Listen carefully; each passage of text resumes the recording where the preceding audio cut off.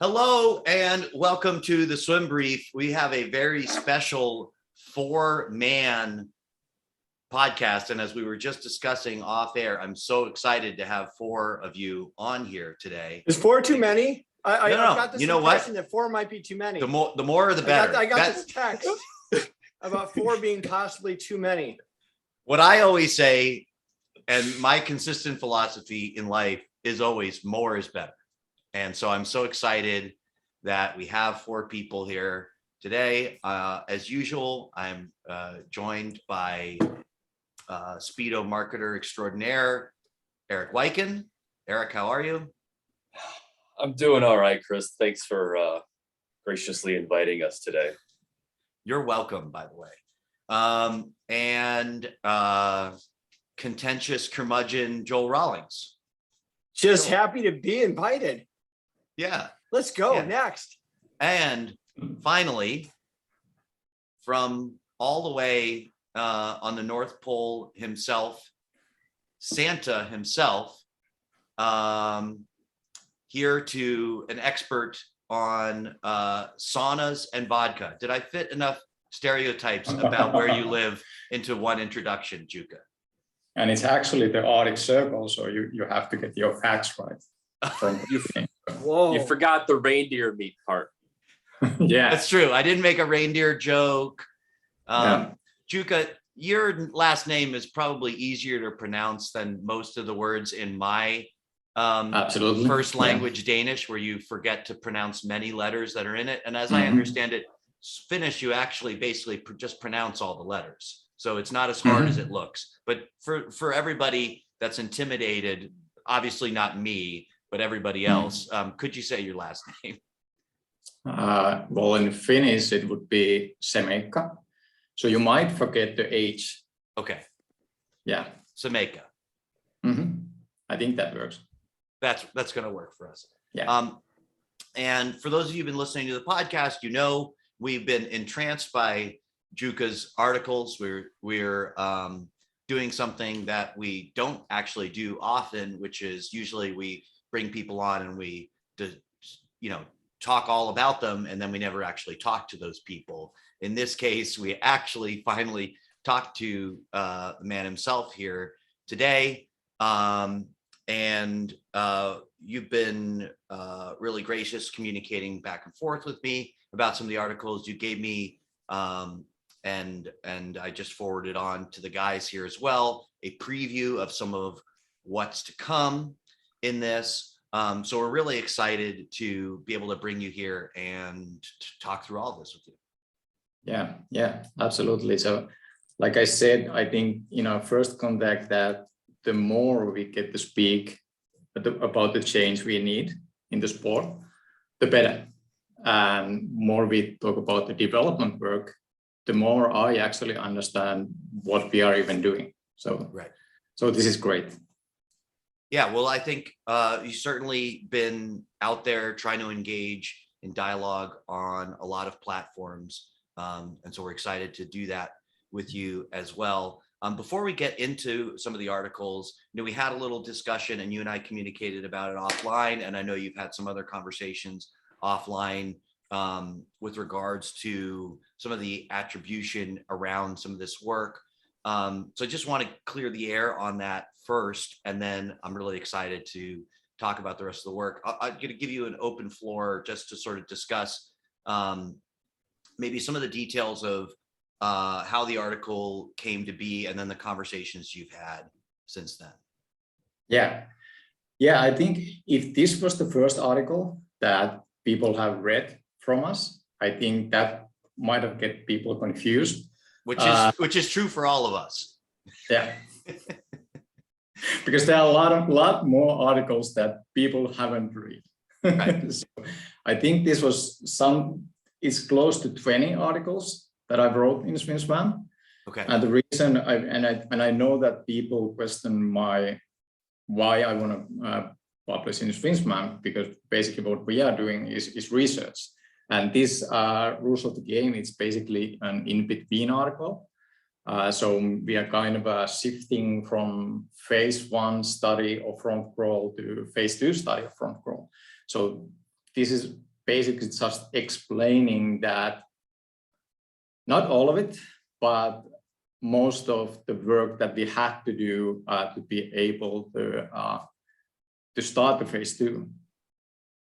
So if you haven't read any other articles, I would recommend that you would look up the 4D swimming articles, which is basically about the phase 1 study on front crawl. So there are some of the things that you should understand before coming into this, and I think that's some of the takeaway that I get from this controversy that's concerning this article, and explaining maybe in a more detailed way that what we are doing, and that's the hardest part of this work. So this year our development work turned 10 years, so it's like it's a big thing. And of those 10 years, we started with Learn to Swim development and continued or having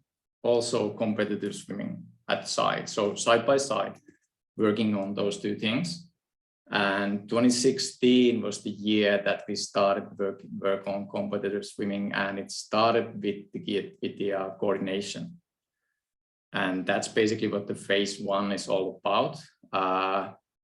We thought we had all figured out when we started to do measurements for phase 1, but right after we had all the data and started analyzing it, we realized that, the thing that we were exploring wasn't all in all what we thought it would be. And that kind of we stopped. We didn't go through the whole study process because the results that we have, I said that we need to examine and we need to understand coordination more. So basically, we thought that people would have like one coordination model, and the better swimmer you are in freestyle, the faster you are. We actually created this illustration that explains that getting to a certain level gets you to a certain speed. And the expectation was that the better you are, the higher level you achieve. But the thing that we found out was that we had 4 different coordination models. And obviously, we weren't going to the results we were expecting, and we stopped and we started to understand about these coordination models more. And then we found out that it is not the coordination that determines the speed of a swimmer. And we had to understand why. And that basically drove us looking in to these muscle firing sequences and the pelvis, and moving from there on and on. And basically to this day, where we are getting ready to start with the phase 2, we've been also working with Polar, which produces the smartwatches, for 6 years now. And what that is for us, it's basically them allowing us to have their technology in use. So they can custom some of the sensors for us to use. And I think the end goal for us is to quantify movement quality. So having a device that would actually tell you that while you train, while you do your exercise, how much of that exercise actually benefited your performance, not just doing, meters or yards.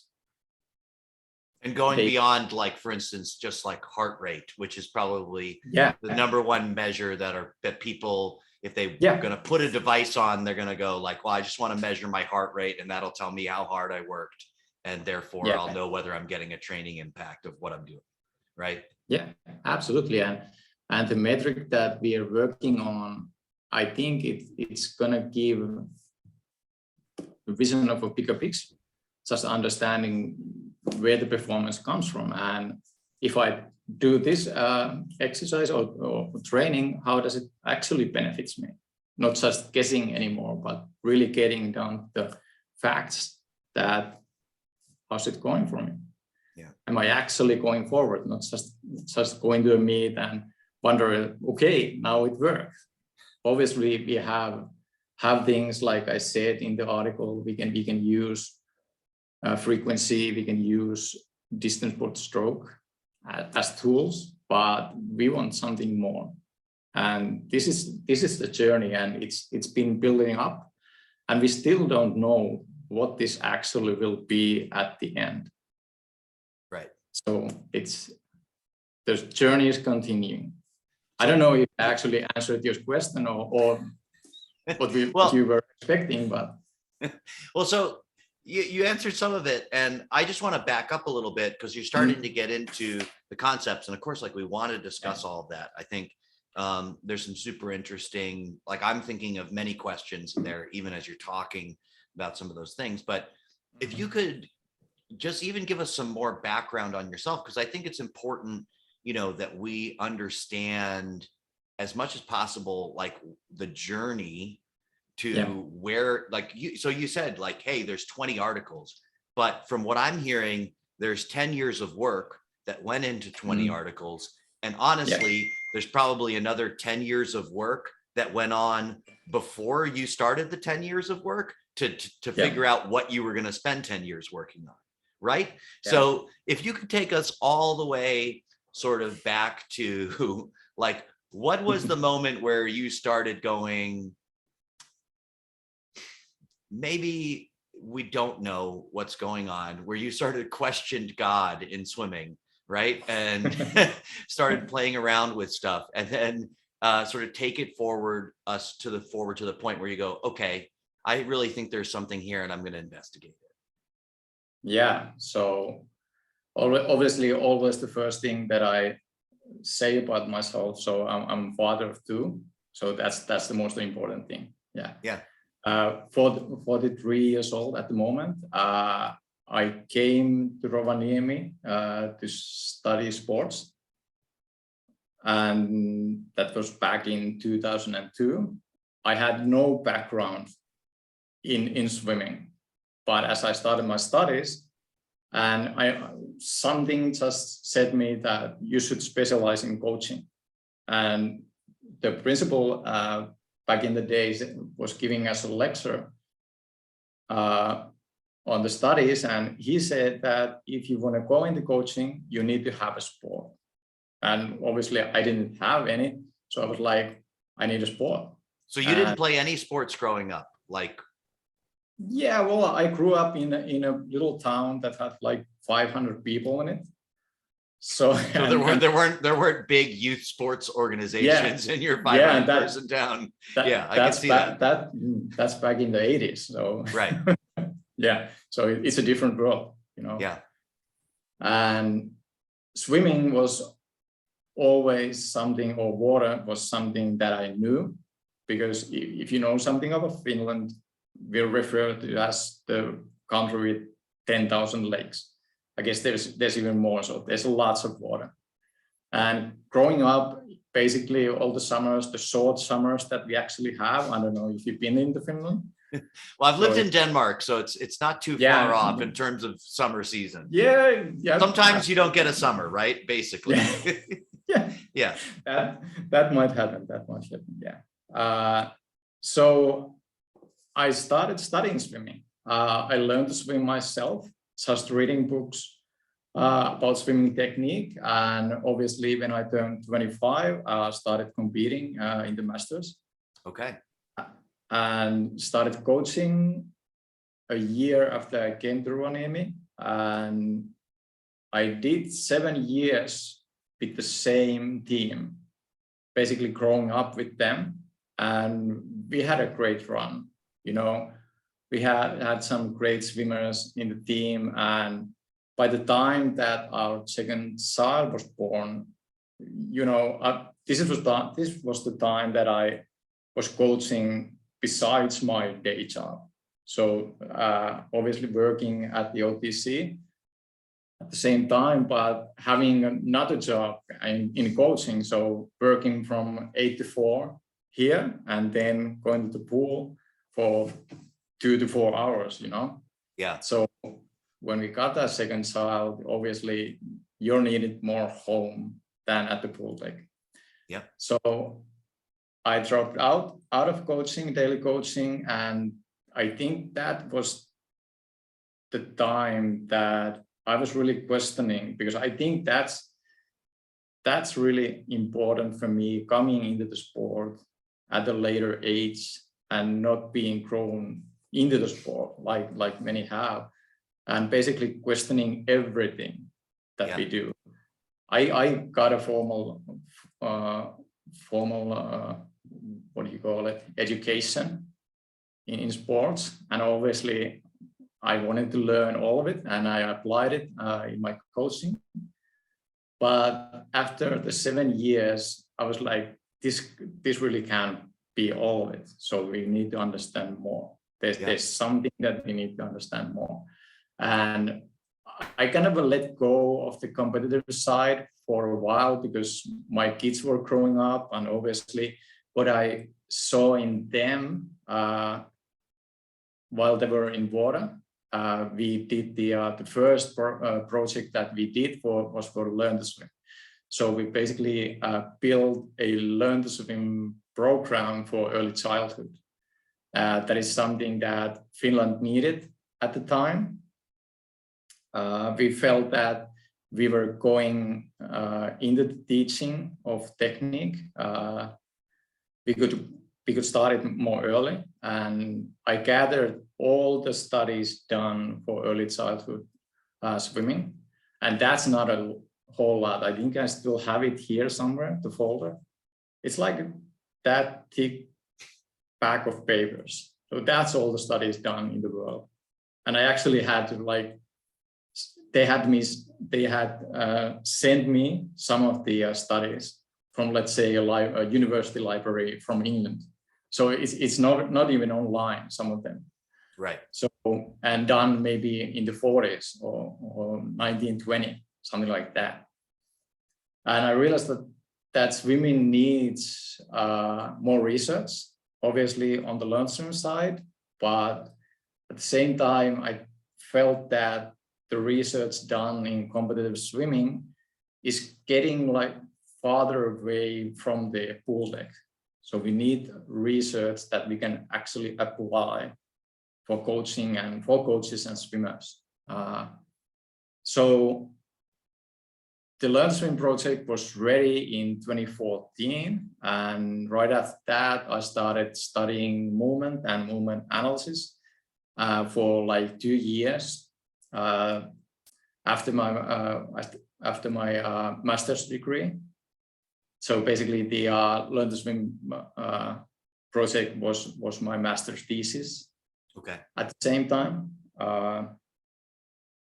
And 2016, there's some coincidence happening. We started looking into the coordination, and I was basically educating people about coordination in swimming, because at this point in 2016, we really thought that we had it all figured out. So there's this model, and it's just gonna teach people to do this, and it's gonna be all good.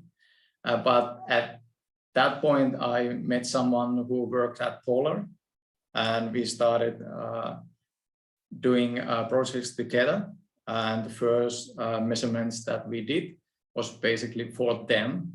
And when we done that, they really liked the way we did that.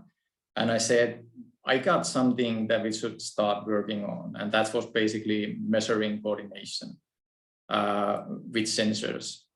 And we were stuck in that coordination phase for a long time. We thought that it's the coordination that we need to measure, because that's going to give us answers. Just understanding that what is your coordination? How should you move in the water in freestyle?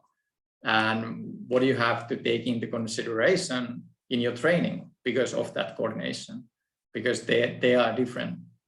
And there's this interesting thing that came after when we published the 40 swimming articles. There's three parts. and I had someone contacted me from US, and we talked about those 4 different models. And there's the 2 of them. There's basically cross coordination is one, and the other one I named. I don't know if I can pronounce it, but it's basically ipsilateral coordination. Ipsilateral. Yeah, that's Yeah. I'm glad you said it first, but Yeah, I just took it from anatomy. So basically happening on the same side of the body. Yeah. And this person told me that it's interesting that you think that this coordination is effective. And I just replied to him that, it has a certain logic to it. So the logic that it has is based on the propulsion you can get with that coordination and the ability to minimize drag with that coordination. And just now, last year that we had the Olympics, someone with this coordination actually won. Nobody didn't expect it to happen, but it did. And who was that? So if we're looking for a big example, like you can't tease us like that. Who was it who had ipsilateral coordination and won? Not so big in name dropping, but I don't know if this is. So basically, Ariane Didymus. Oh, okay.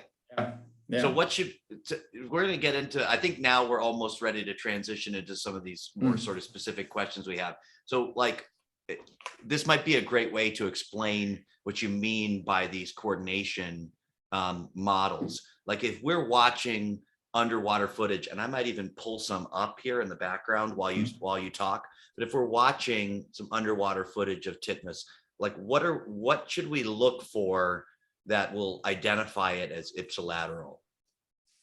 Yeah, well, I think I should speak about a little bit about the phase 1. Sure.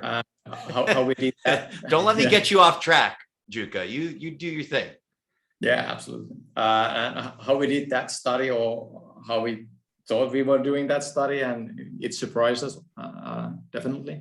Okay. So basically, we are monitoring the rhythm patterns of limbs, and there's a certain rhythm pattern to each swimmer, and the protocol, it was brutal for phase 1. We actually had the swimmers who were attending that study do 10 times 100 freestyle, and each repetition was faster. Basically, the last repetition was their personal best, and we had this, this light rapid that was Pacing them, right? Yeah, pacing them in the pool, and we just wanted to have them tired, and just to see that if that would affect their coordination, and it didn't.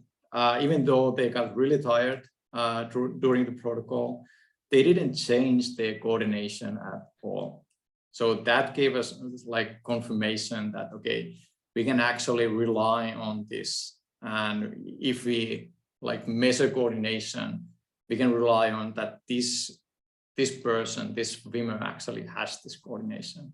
And that defies some expectations, right? Because I think if I understand correctly, one of the first articles that I read from you, as you said, rules of the game, we're sort of thinking like training amount, and then like stroke mechanics. And if we improve the like amount you train, or we improve your stroke mechanics, and we combine those together, like faster swimming was sort of the model you were challenging.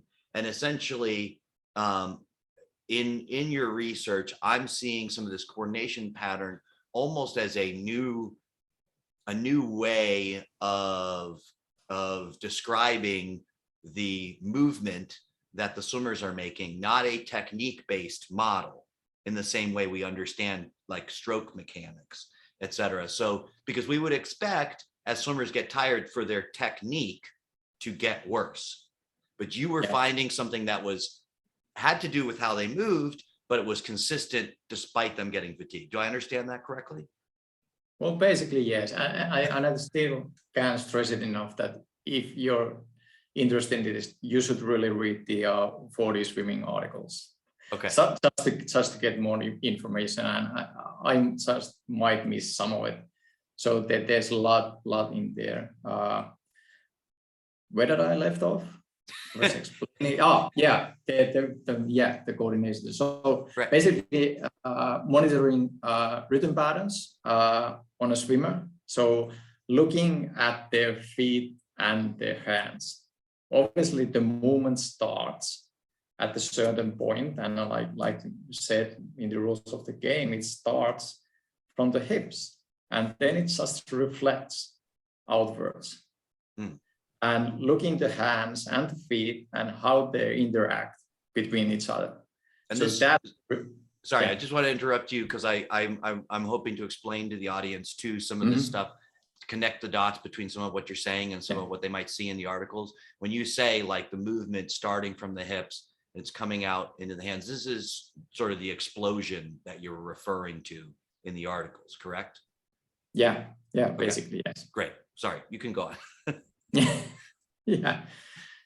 So yeah, and that's the thing that we did, and that was the way that we found out, and we were able to basically determine that okay, this is a coordination of ipsilateral coordination, and this is cross coordination, which is should be the most common.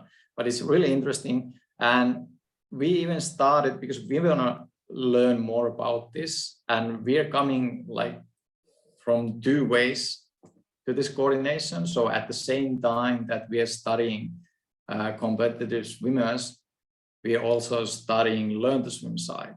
So we have actually a student here at the university who's doing his thesis.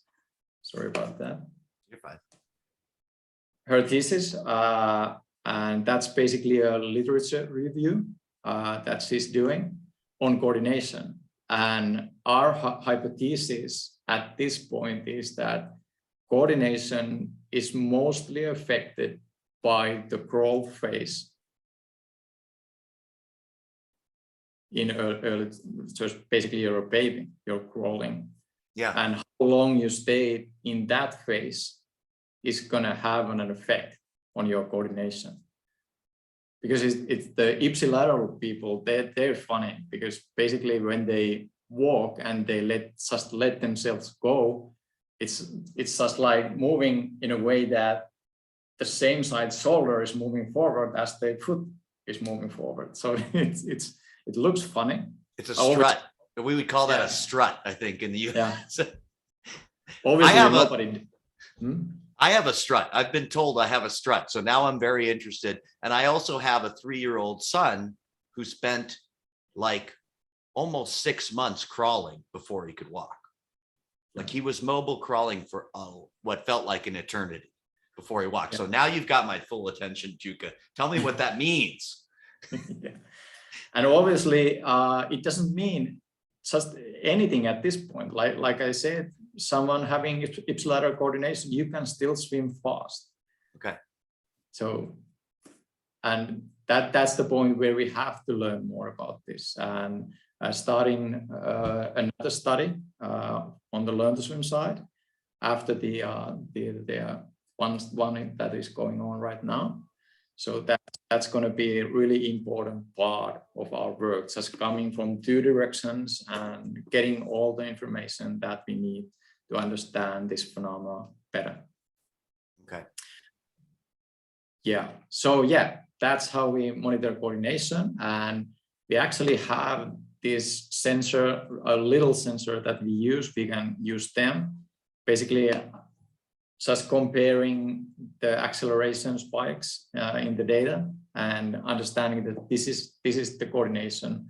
Of course, coordination or ipsilateral or phasing coordination was one, and one group was actually no coordination at all. So that group was just, they change their rhythm patterns all the time. Right. And as you can understand, that's not going to be a really good thing while you're swimming. So there are these variations in your movement, and they're going to just end up causing you increased drag, and you have to apply more force, and that's going to just fatigue you sooner. Yeah. And the information that we have right now, I believe that the pacing coordination and the no coordination group are due to the pelvis. So just having pelvis that doesn't work. That's why you have that coordination. And the two main coordination will end up being the cross coordination and the ipsilateral one. And those are the ones that I think we will study more. But Because in both cases, even though they're sort of the opposite of each other, you still have coordination between the extremities of your limbs and your hips. Yeah. Correct. Yeah, and in both there are important phases where the kick actually helps the arm stroke, and if that doesn't happen, you're going to be experiencing more fatigue because you have to apply more force into the water with your hand, and that's just not going to help you with the speed. Yeah. All right, I want to get Joel involved here at this point. I've been, dominating the conversation here with you, Jukka, and one of the reasons I have Joel on here is because Comic relief. Yeah, for comic relief. He Sparkling actually, wit.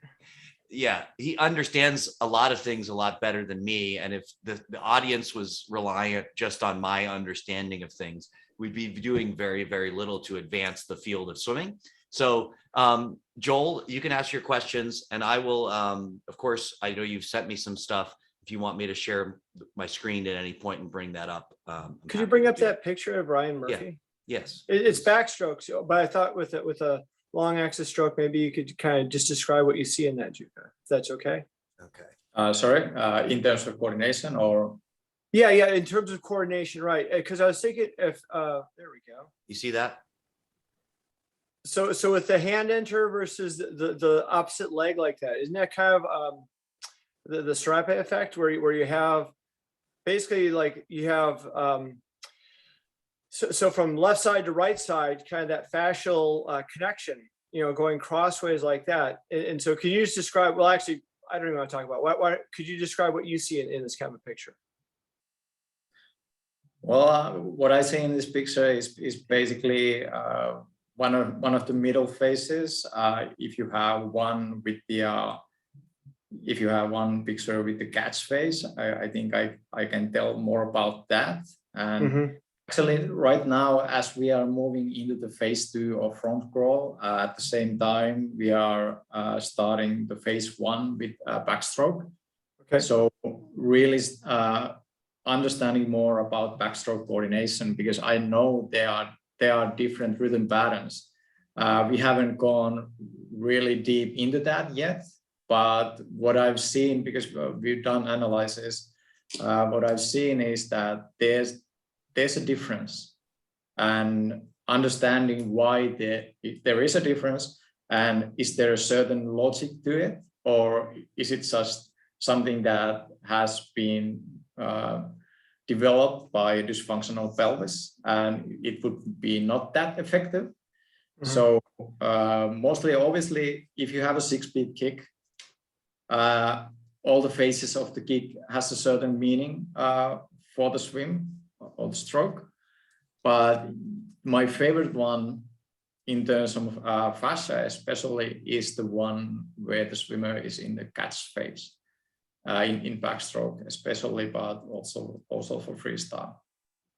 So in looking at, because you mentioned obviously we have sensors, so if you have a program where you're not going to have access to sensors and things like that, what would be some of the kind of the tells or the things that you're going to look at as far as like, you mentioned the first one, the implosion versus the explosion of the firing like that, where you're looking, what would be the marker that you're looking for to make sure that they're firing correctly then? So like, is it something where, again, you're looking right from the hips and moving outward? Is it something where you're going to look for the quality of like, left hand versus right foot? And that would be kind of a marker, or how, what would be something again, where you see, you're like, this is ipsilateral, this is something we're going to go with, and we can kind of start to enhance. Okay, I think I'm going to start with the, let's say, issues with the stroke. So having like implosion effect while swimming, you would see something like difficulties in movement control. So the recovery of an arm is one of the best, or going into the catch phase, basically, or being able to move the body in the water. But the recovery phase, that's a kind of a tell sign if you have issues there, or in freestyle you have issues while breathing. That's gonna kind of say a bit about that you might have some issues. So if they look discoordinated, what you're saying, I'm just gonna make sure I got this correct. So if they look discoordinated in the recovery phase or the breathing phase, that's a tell that there's some implosion going on. Yeah. Okay. Probably yes. And I had something on my mind. Yeah, and up until this point, the thing that I really love about people, because we have explanation on phenomena, but most of the time we kind of accept the easy answer always.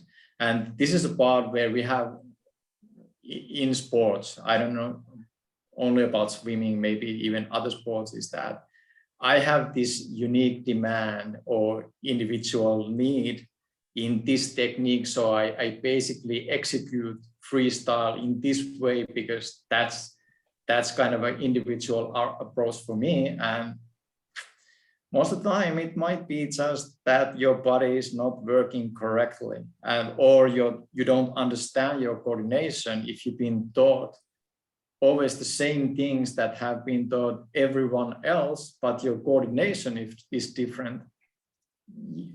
It's gonna mess up your swimming a little bit, I would think so. Yeah, I have a term, I think, for what you're describing. I use a lot when I'm coaching. I will tell swimmers sometimes, because Joel and I have both learned that technique is a dirty word. I think that's one of the things that attracted us to your work in the first place, because I gather that you sort of agree with that on some level. Because I've seen so many swimmers where I go, I will say this to somebody, I say, great technique, terrible form, because so I can see that they're executing the little mechanical pieces of what they're supposed to do right, but it doesn't work.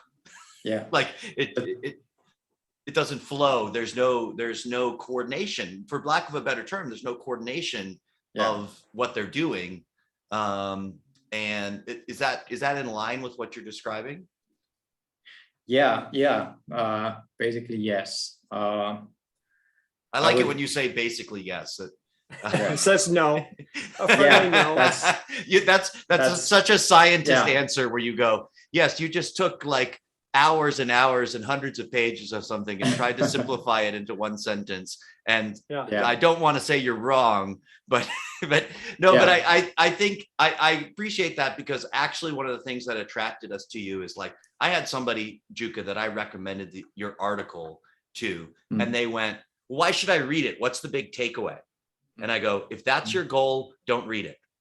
Don't read it. It's not like you read it and there's like a one sentence thing you can say to somebody else. Well, this is what it's about. Yeah. You got it. You can't. Yeah. That's what we like about your work. And we Absolutely. I know that I'm like pushing for some simplifications here, but actually you should feel totally comfortable being as complex and dense as you want, because I think that's actually what we like about what's going on. Yeah. So the thing that you just said, I describe it as posture in swimming.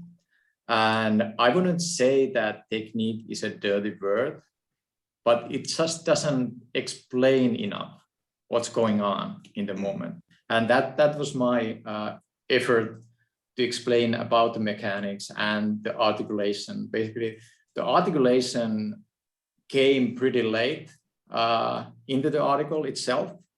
And I started thinking about, articulation in speaking. So you really need to articulate. And I started thinking about movement altogether, and you have to articulate your movement. And I went online and just typing Google articulation, and I found out it's a term in anatomy also, meaning joint. And also it's used in dance. And we have some dance teachers here at the OTC, and I just wrote them an email saying, can you explain me what this articulation means for you in dance? And that was a fun conversation.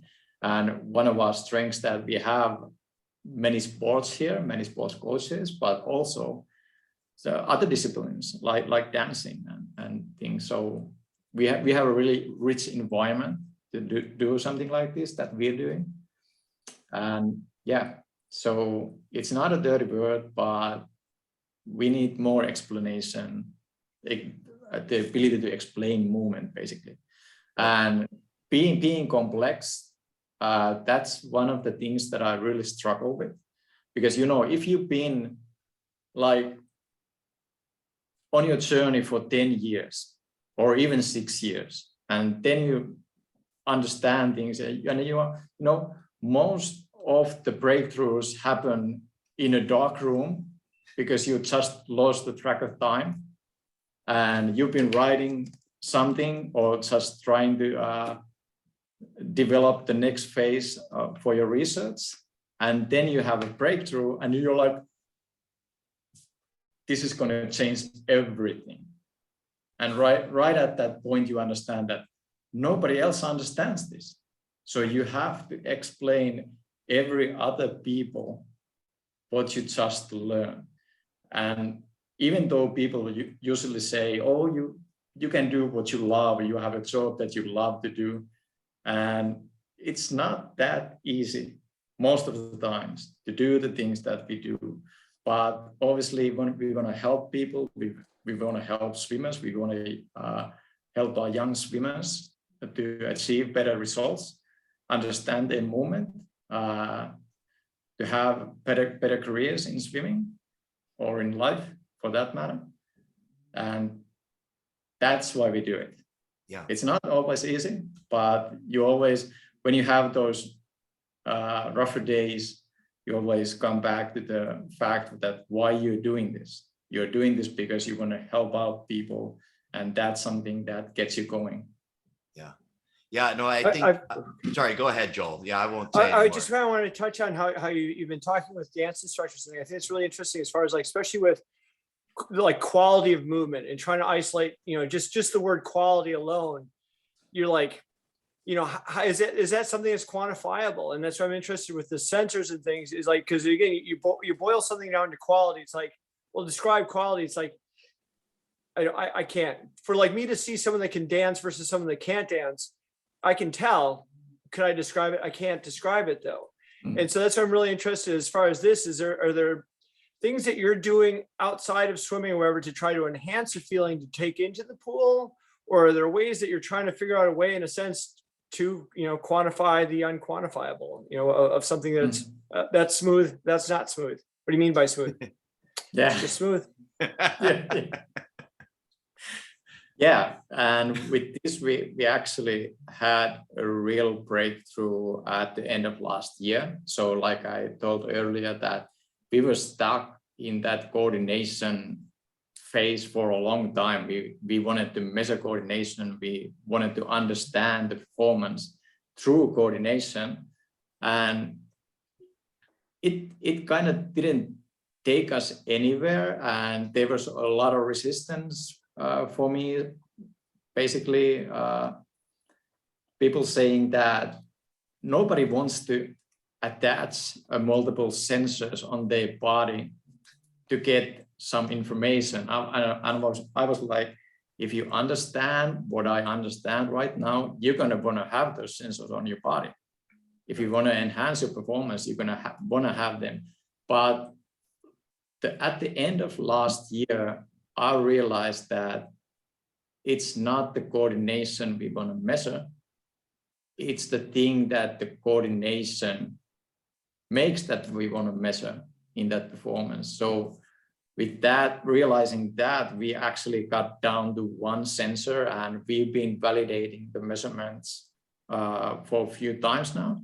We actually were able to accelerate our testing of the metric because Polar was giving us this new tool to get the data out of the sensor and being able to analyze it much faster than we did before. So actually right now we are able to do measurements at the pool and get the data out at the same time. So it really speeds up our process and being able to start the phase 2, because this metric is something that we want to use for the phase 2 and something that we will be explaining in the study report when it's done. I think So that's what's known as a teaser. Yeah, I was going to ask about that. And I assume that you're not going to explain why or where the sensor is going.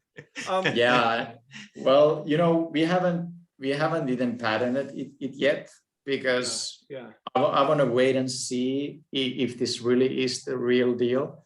We've had some really encouraging measurements up until this point, and we have some pre-readers that go through the articles, and when I spoke to them after they read this, especially the part 1, they explained to me that what you're describing in this article is that we have issues in our movement, period. Not just in swimming, but basically movement altogether. So you walk, you run, you ski, whatever you do. We as people, we have issues in that. And that's why it's so like general topic for all the people. Right. And we've been actually testing the same metric for walking, running, and in the future cross-country skiing. So as we have different sports from track and field to cross-country skiing, we can use the expertise of those people to see if this metric is actually something that would help other sports as well. So yeah, moving on to that point, and hopefully it is, so we can actually quantify, which people would think that that's almost impossible to do, quantifying quality. But when we report it and we explain how the measurement works, I think people will go like, huh, that's so simple. So of course that works. But obviously it's not out there yet. We can talk about it much more, but it's coming, and we are hoping to explain it in a more detailed way in the study report. And I think we're also going to have like a separate study on the measurement on itself, just going really in detail what's happening in the measurement and showing all the data that we've done with the measurements and stuff like that. So interesting times ahead. I was just, one of the questions I was having with Chris before was before we talked to you, the idea of kind of, what the model is, for quality.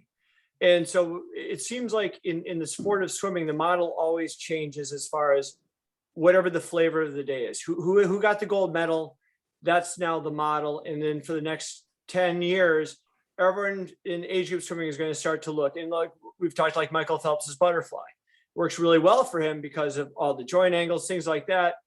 And so, but we're like, this is what the fly looks like. And therefore we start to like retro design kind of, so we take someone in the middle of their journey. And that's what I'm interested in what you're saying is like, basically you look at a baby crawling to now, and what we sometimes might be seeing as, well, that's the one thing that we need to do better of. And it might be a maladaptation built around breathing, built around where you said like a mislearned firing pattern, but because that person was able to compensate in some other way, it became, well, that this must be what it is. And so I'm really interested in this as far as like, where is it the firing sequence in a sense? How do you know what the like the natural legitimate origin is, whereas like this is functional versus something that's just developed in the water, maybe just because of a breathing issue or some firing issue or something like that. So basically, how far are you kind of sense taking it down to the base rather than a technique thing, more of just how everything integrates? Yeah, I think the muscle firing sequence at this point is more, we can identify it more accurately with the force paddles. You know, we have this force pad that measure hand force. Yeah. Yeah. So with those, we had the term lean into the water. Like, for example, in freestyle, you recover your arm and it goes into the water, and you might lean to a wall. So you're leaning into the water, basically telling that you have no support, because otherwise you wouldn't have to lean into the water if you had the support from your frontal pelvis coming to your core, coming to your shoulder girdle, and then to your hand, and just operating better with the stroke. And what we are going to be seeing next in the metric that we're going to have, it's if you have better muscle firing sequence, you will have better quality. So it's going to show in the metric as well. And I have to just tell this about the measurement that we are doing, is that at this point we are working only on freestyle and backstroke. And what it's going to do for breaststroke and butterfly, we don't know yet. But like, you know, you saw the last Olympics and people were going like, oh, that's a style of breaststroke we haven't seen in a while. So is that because we haven't let people swim in a way that they would naturally swim? Have we been teaching them a way of breaststroke that actually is kind of not their style? Yeah. And just letting people, it's kind of same thing with the ipsilateral coordination in freestyle. Nobody on land would move that way, but when they get to the water and you're free to express your coordination, and if you don't understand the coordination models, you're going like, oh, that's freestyle. That looks like a freestyle to me. So, yeah. So I posted this one question. I have been posting this question on LinkedIn, and the one question was that if the breaststroke technique, bear with me, breaststroke technique that is written on books and still readable today isn't the technique that's being done by the fastest swimmers in the world, breaststrokers, why are we still like teaching that way of breaststroke to kids? If it's not the way that the fastest people on earth is doing at the moment. So really understanding about those like natural coordination, even in breaststroke, I think that's gonna be really interesting, just to have and let people be who they are, not just telling that this is breaststroke, this is what you should do, and letting them realize what's my way of doing things. But you know, that's if you have like huge squad, you have 50 swimmers, right. in your teams. It's because here in Finland we have smaller teams. Like for us, our house team, we have 10 swimmers. Because why would we have more? Right. And at the same time, it's a part of our development work, and it's a win-win situation. We have a team that we can work on, and they get coaching, good coaching. So yeah, we've often talked about that. The model here, in a sense, is, again, you have 50 because you have to pay for the coach, and so all of them pay, and so then you've got one coach 50, you teach one style, and it's the same as like all right, we need to outfit the team. Everyone gets a medium t-shirt, and whoever actually fits in the medium t-shirt is going to be the one successful. Everyone else, this kind of fits, this kind of doesn't, and moving forward like that. I was wondering if we can go back a little bit. I was wondering, you mentioned like with the 10-100 where you said fatigue was not what was breaking down the coordination. What about like a neural fatigue that you're going to find differently in a race versus like a 10-100s?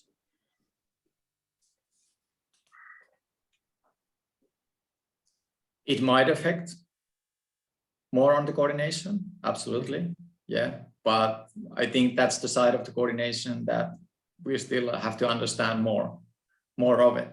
And let's say you have had a really rough gym, like a couple of days before or just the other day, and you come into the pool and you feel that nothing's working, and you just might have that fatigue in you, and that's affecting your coordination. We don't know at this point, to be honest, and we have to examine more.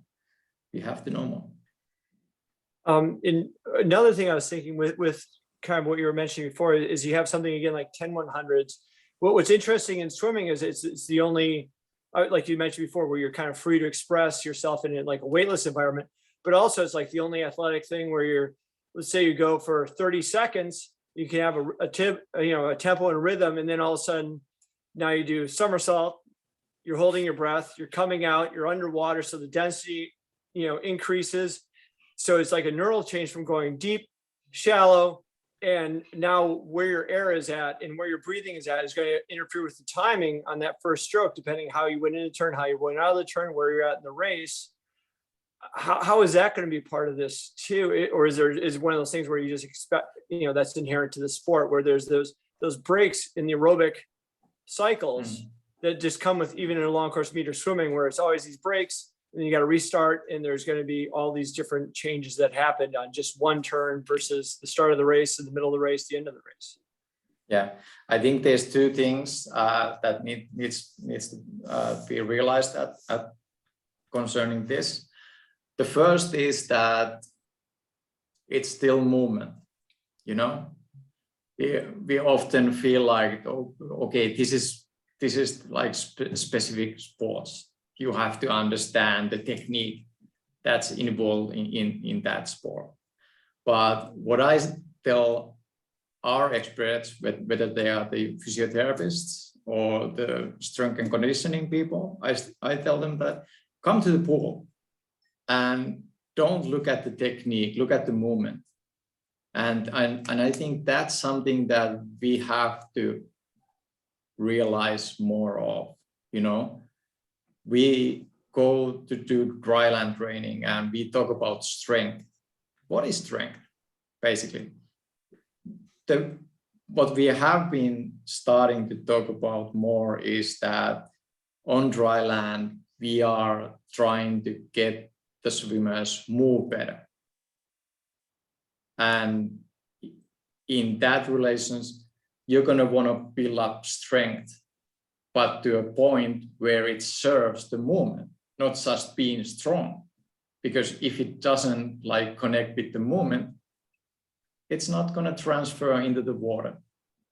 And movement always starts from the hips. So it would be really important to have strong hips, and like going from section to section, thinking about strength, thinking about movement. And, I don't know how is it for you guys in the US, but at least in Europe, we've been talking about the diversity of sports for young people. That's really important, not specializing too early for the sport.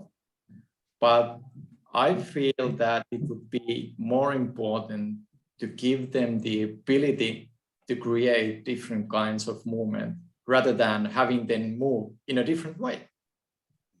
So I think that's some of the key things, understanding that it is all movement.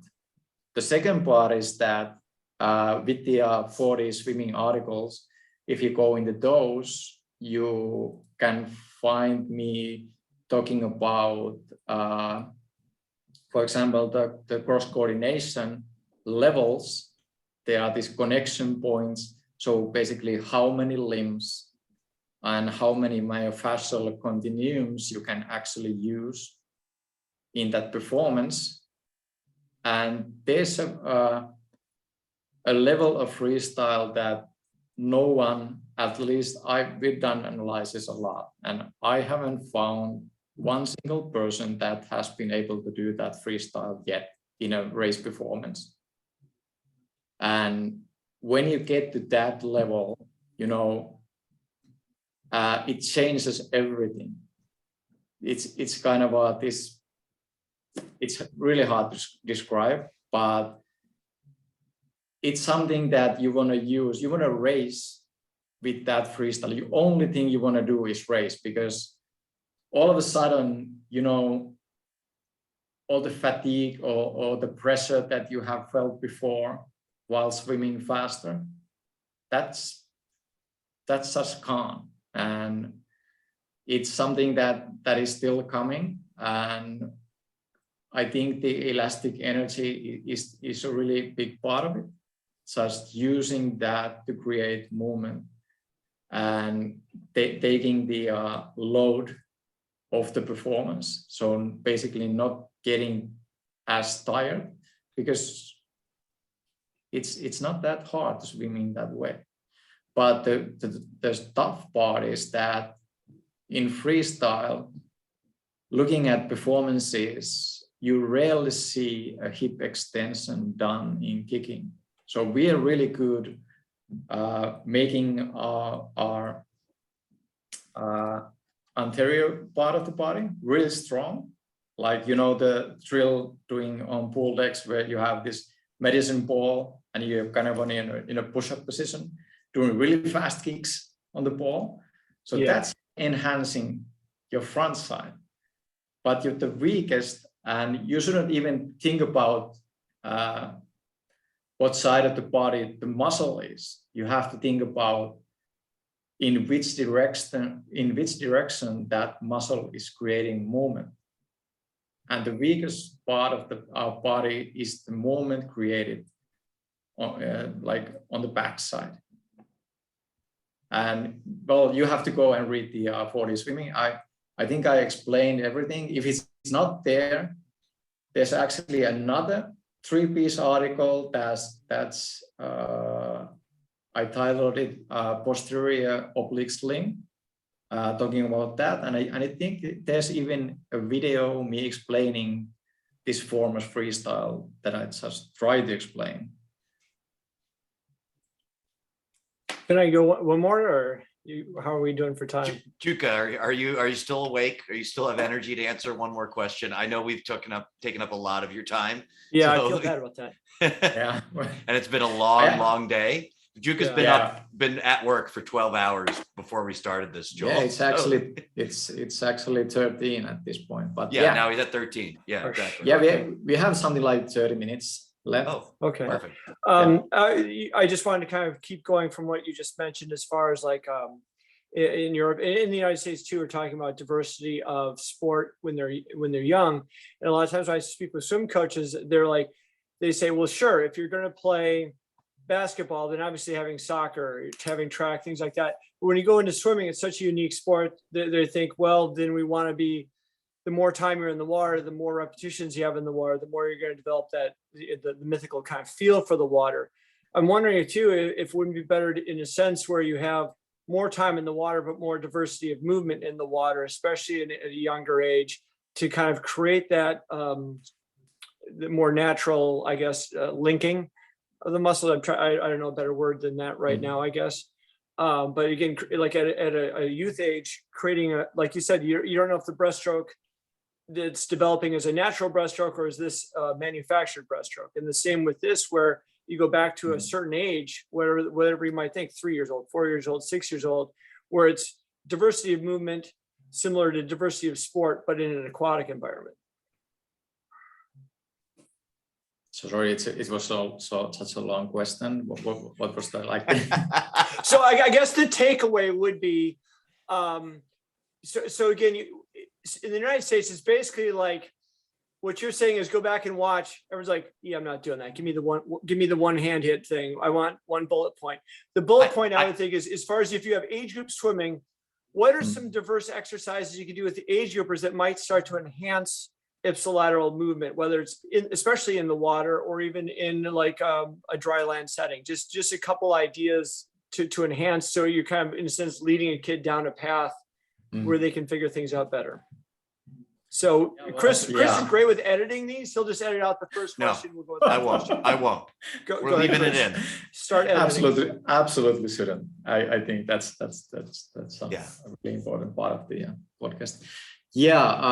Great question. Obviously, like for our team, we understand their coordination, but the thing that we don't really yet understand is how you can actually like make that coordination better. Or let's say this swimmer actually would have the possibility to swim with the 4-point connection in freestyle, which is basically the form of freestyle that we haven't seen in race performance yet. But we're struggling with it. We're trying to find answers, and I think there are lots of things connecting to it. But one of the most important things is basically having well-functional pelvis and building from there. And one of the things that I say a lot and have been saying or preaching even for some years now is that we need to understand that the movement is 24/7. When we walk from place A to place B, how we move in our everyday lives is going to be really meaningful for our sports performance. But that's something we don't really realize right now, because if you look at coordination in walking, that's the same coordination you use in cross coordination in swimming, freestyle. It's the same coordination. But if you can't understand propulsion in walking and being able to execute that, how are you going to be able to execute it while swimming in a free space, weightless environment, aquatic environment? And I do believe spending time in water is important. But in the same way, if you put a child in the water and they become really efficient in the water, they're gonna still be playing into our like normal development. We want to have economy in our movement, and that's the way we're gonna move. And one thing we have to understand, I think I said it in part 2, that economy as we understand in everyday lives, it's different in sports performance when we start understanding the myofascial continuum better. So we're going to be realizing, okay, this is going to be much easier in this way, but we have to be able to do this and this and this. And that's something that we're still trying to figure out, how to enhance that coordination on a certain person, because we have had like 2 people with ipsilateral coordination in freestyle. To one of them, it was so natural, and the other one is struggling.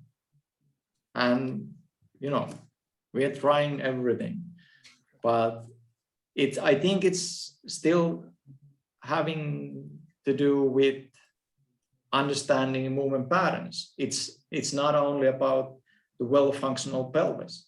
It's also about how you understand different movement patterns. So basically, if you want to have like a timeline, you want to develop somebody to be a good mover, being able to move in a good way, you want to have that origin of movement working, and then you want to introduce a different movement patterns, because like I told in the article, that each movement pattern has a different muscle firing sequence. So even if you are great at one, it doesn't mean that you can handle them all. And we've seen these athletes in different sports that no matter what sports you give them, they're still going to be great. And then there are athletes that are only good in swimming or good in, soccer or football or whatever it is, So there's still so much to learn. And I think that's important to say out loud, that we haven't all figured out yet. But like for the title, rules of the game, usually when I write articles, it might take a whole year to write one article, because the things in our development work are changing, always changing. We're figuring out, okay, we thought this was the thing, but it actually isn't. So now it's changed, so we have to take this out. And I started the article just trying to explain that in a current situation in our great sport, we're telling the same story for each and every swimmer, but it's not possible to execute for everyone to execute it in the same way. So if they have a dysfunctional pelvis, no matter how hard they train, they're gonna plateau at some point. Obviously, everyone's gonna plateau at some point, Right. but they're gonna plateau at really early age. And there are things that we have to consider, not having enough exercise in everyday lives is one thing. And there's the misunderstanding when somebody actually plateaus. Most of the time the answer is, let's add volume, let's add quality, let's add strength. But adding strength, if you can transport that into the water, it doesn't mean anything. You just have a frustrated swimmer on your hands, and that's going to be an issue. So while we are working on this, we want to kind of help out the young swimmers to realize that what is your coordination, what does it look like for you in terms of movement quality, and what you should develop in your movement to be able to produce the best performance, because we can already measure things like the VO2 max, but we can't measure movement quality at this point. And that getting to that point, it's going to be really important. But also the same thing with the high performance athletes is, they're struggling. And if you haven't developed further in your Olympic cycle, and you're asked to do another 4 years, it's, everybody can imagine how hard that can be. Going from day to day with the training, not having all the answers, I think that's going to be really important. Yeah, I mean, some of what you're saying there, Jukka, makes me even think of, like, I was coaching practice last night, and you talk about having, that, yes, of course, we're going to try to come up with ways to teach movement better in the water, but also we are moving all day. One of the things that I have copied basically wholesale from Milton Elms, who we all talked about in here, that I was speaking to just last night at practices, and everybody that I coach has this down pat. I say to them, like, you don't know how to stand up and sit down properly. The way that you've been approaching a chair, you've been sticking your butt out, and you've been falling down into it, right? And then when you go back up, you tilt your head forward and then, push up from your butt. Well, if you try to do that pushing off a wall in swimming, you're going to push off at this angle that creates a ton of resistance, and you're not going to have everything aligned coming off the wall. So I've demonstrate this sort of very unnatural way of standing up and sitting down, and go, like, you want to get better at swimming, practice standing up and sitting down properly, right? I think there's certainly an example to do that, or even down to, we were doing breaststroke last night. One of the things I've been noticing more and more, and I know you guys are going to get into breaststroke in future research, is, most athletes have so much experience squatting. So when they're swimming breaststroke, they think like, oh, I'm bending my knees, therefore I must stick my butt out. So that they end up loading up their, exactly what I'm talking about, right? They end up loading their kick and pushing their butt up towards the surface at the same time.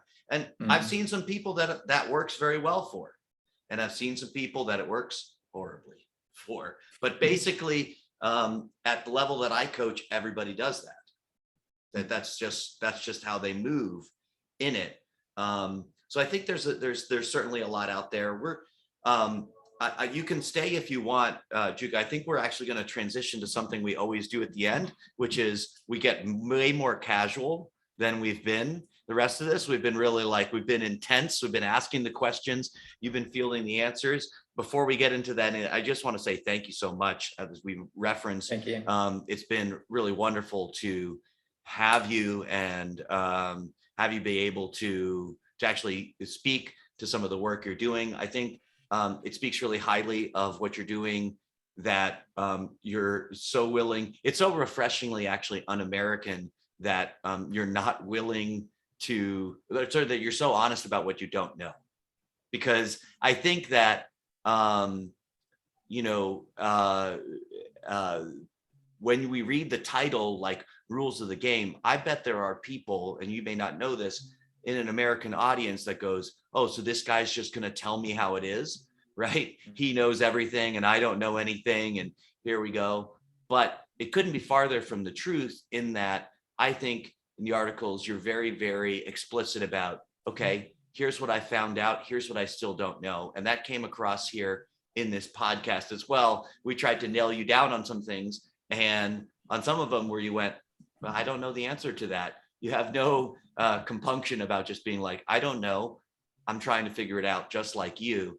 And I think that actually is much more helpful for anybody, because there's going to be somebody out there. It can't just be you, right? There's got to be somebody else out there that contributes to make that little stack that you started with way back when a little bit thicker, right? And wants to investigate pieces of this. We need more of that for sure. In the sport of swimming.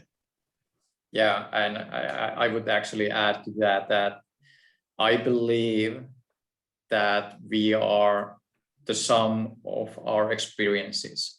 So having met people along the way for 10 years, and they're amazing people that I've come across, and we're not always even talked about the development work itself, but as we discussed on some topics, and especially here at the OTC, having different sports, and they're kind of explaining something that's happening in their sport, and I'm going like, that might be like the piece of the puzzle that we actually need to complete this. So we really have to be understanding that what we're doing is because of those people, and actually that realizing and saying it out loud that we don't know everything, that came from one of my mentors right now. So just saying that out loud that we don't know it, and I'm really comfortable with it. So saying it out loud, why not? Because yeah. Okay, so getting into the we call this bonus time, and we used to turn off the recording and turn it on, but now we're confident, so no swearing. I know you're from a different part of the world, and well, I don't know that much about Finland actually. You being the black sheep of the Nordic countries, right?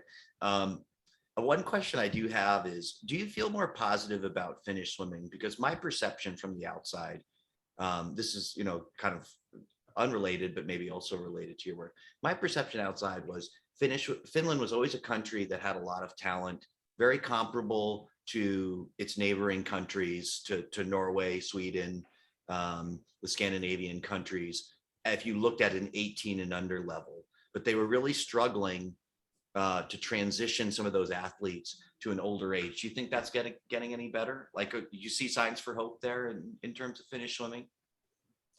Yeah, I think the science will help in a great deal, but at the same time, I think we are getting better, lots better. And I think last summer and the Olympics, Matti Mattsson, Eetu Karvonen, great work. And I think what Eetu was explaining about coaching Matti he was basically what I've heard from the podcast that he did was that they really developed the movement quality, and that was one of the ways what I understood was that was able to bring them that bronze medal. So yeah. I mean, what I noticed about Matty is I remember him so I moved back to the States in 2016, so he was already a good swimmer. A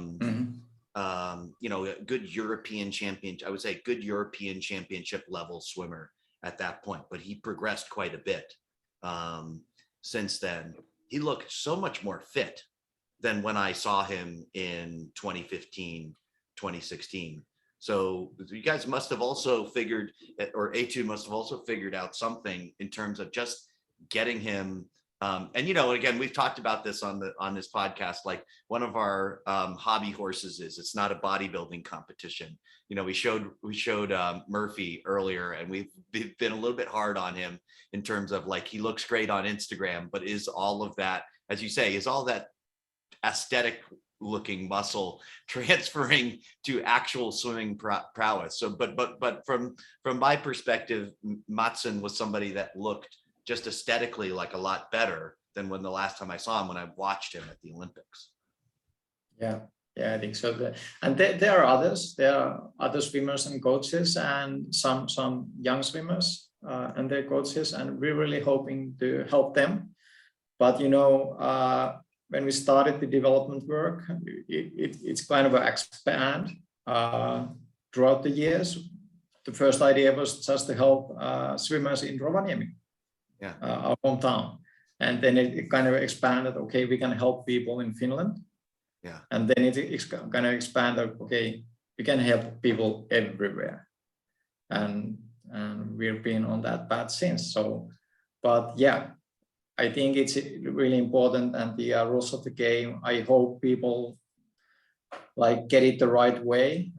It's not about us sitting on a high horse telling people that we know how this should play out, but it's kind of telling the story of that we have two different worlds at this point, and we need to fix that to be able to give everyone the same possibilities. Like paraphrasing Simon Sinek in a way, saying that no, don't paraphrase Simon Sinek. Don't do that. No, here it goes. Everyone has a capacity to be an athlete, but not everyone is going to be an athlete. But it should be their choice. It should be their choice if they want to be an athlete. And right now, we are not just understanding enough to be able to explain it that how good you can actually be. Yeah. You just stepped into a deep inside joke that even listeners of the podcast don't know, which is, we were discussing this before we started, that I'm the most cynical man in positive psychology. And I can't stand Simon Sinek for whatever reason. I know he's very popular. He says a lot of really good things. I totally agree with what you just said, the quote you dropped for him, but for whatever reason, Simon Sinek rubs me so wrong when I listen to him. I will say also, this good bonus content. Well, I don't know what really defines good bonus content. I did look up in the background. I think one of the reasons why you haven't abandoned technique as a word, they're going to posit a theory right here. And that is, as I've said to Joel, all words are made up. It just so happens in English, we've made up many more words than other languages. So I looked up how many words are in Finnish. There's 100,000 words, and English has about 500,000. So see, we have other words, so we can drop technique. In Finland, if you drop technique, what would you in Finnish, what would you say, right? Yeah. I noticed this when I was coaching in Denmark, drove me crazy. The swimmers would refer to streamline. They would say streamline. And in an American English context, we have a distinct word for pushing off with your arms crossed over your head. That's what we call a streamline. And then what you do, you underwater kicking, we have, I guess, 2 more words to describe that. In Denmark, it's all streamline. Streamline refers to pushing off the wall and what you're doing under the water, because they're just like, we don't want to come up with another word to describe that. So it'll just call it all streamline. And so, swimmers were making all sorts of comments about this movement that they were doing. And I thought that they were just talking about and push off. And the part of the development work, which is ridiculous, is that you pump into a phenomena that you don't have words for. And then you kind of just have to come up with one. And I remember, I can't remember the title of the article that I wrote a few years ago, and people read it. They actually read it because someone commented on it. And they said, is this guy just coming up with, words? He's just making shit up. yeah. And you have to explain things. But like I said earlier, the hardest part of the development work is actually explaining things in a way that people can understand it and put it in context of their own situation at the same time. And it's kind of the rules of the game articles. It's kind of trying to explain people that Earth is actually flat, or it's a cube, or whatever it is. It's not round like we thought it would be, and that this is like my best effort to explain, like in between article of phases, study phases, and obviously I'm not perfect. You look perfect to me. Yeah, but we make mistakes and we learn from them and we get better. There's lots to take away from this experience with the rules of the game articles, and we can do better next time. But just understanding and referring people to our previous work, I think that's really important also, to understand the journey, where we come from and where we're heading. That's going to be key.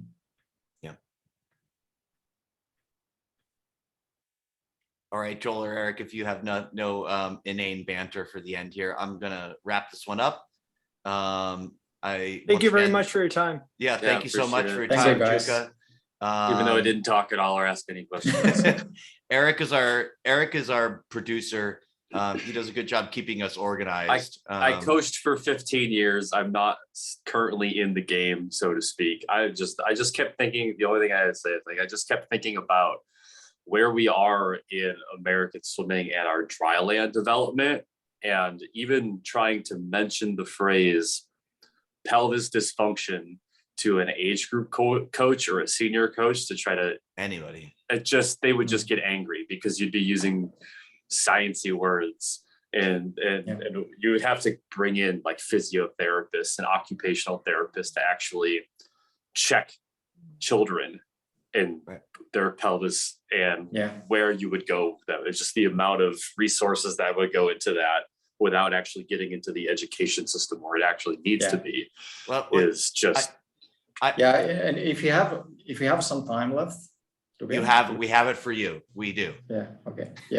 And I think one like guideline that I would give people is that if you read something and it makes you uncomfortable, I think it really has some value that you need to look into it more. And like you talk in the earlier podcast about being uncomfortable as coaches, I think that's something that we need to do more, because there are lots of kids dropping out of the sport because they don't understand why they are not developed. The swimmer on the next lane is doing great, getting faster and faster, you might not, and obviously it frustrates you. But we as coaches and scientists or whoever we are, we have to be more uncomfortable in the future to find more answers, and we can't just get mad. Obviously, I always welcome, questions and criticism, especially if it's constructive. I really welcome that. But usually people don't come up to me and say that, are you really sure? Or I have a question about our work. And I would like to see more of that happening. I'm on LinkedIn. I hope people reach out more often, especially you guys, now that we had this podcast. If you have any questions, Rich has my email, just send me an email or ask for like session. We can do a private session or another podcast, maybe after we publish the coming research phases and talk about that. Would love that. Yeah, Thank you. I think people should talk more. And I was Not after watching this podcast. People probably think we should talk a lot less. They go, why won't those guys shut up for once? And last time that I was in the US doing a little tour in between training centers, it was 2017, and there was this one head coach that kind of in a humor way, he told me that you Europeans, you always come in with your science. Yeah. Welcome to America. Yeah. But coaches don't like to practice what they preach. They don't like to be uncomfortable. If something makes them uncomfortable, they just go back and read faster swimming or fastest swimming and read the color charts from the good old days. And I like those. I also hope that people can appreciate that we are trying to work also for you, also for coaches to better understand and make it understandable. Not just, it's not about ourselves. Usually when I give a lecture, I don't have like introduction of myself. I know last time that we were in Lund for the conference, I told it's not about me. So let's get into the work and see what work is all about. So that's the important thing. Great. Well, thanks everybody. Thanks everybody for listening here. If you've listened all the way to this point, God bless you. We really do appreciate you.